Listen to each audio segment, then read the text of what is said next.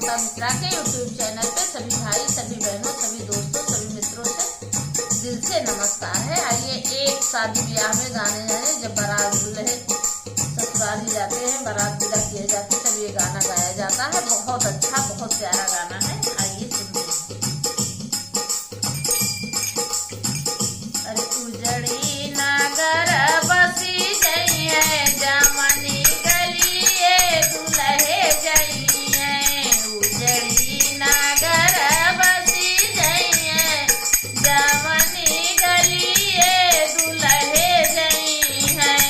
उजड़ी नागर बसी गई है, जमनी गलिए दुल्हे गई है।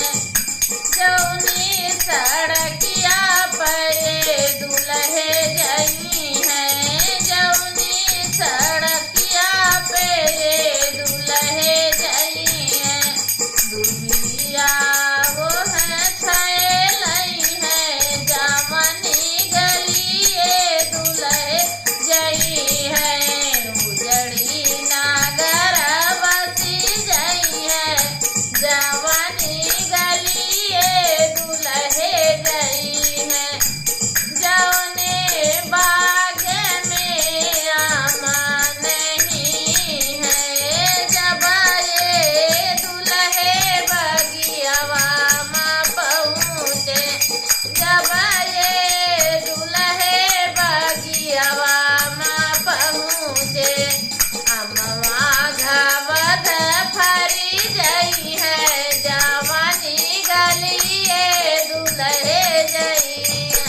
अमवा घावत फरी गई है, जमनी गलिए दुल्हे गई है।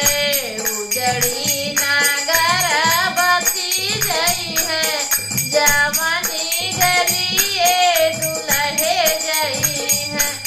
जौने ताल में पानी नहीं है, जौने ताल में पानी नहीं है। बुराई हाल रही है, जमनी गलिए दुल्हे गई है।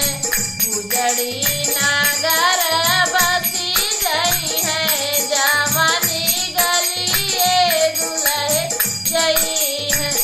जब ये दुल्हे दुअरवा पे पहुँचे, जब वही दुल्हे दुअरवा पे पहुँचे।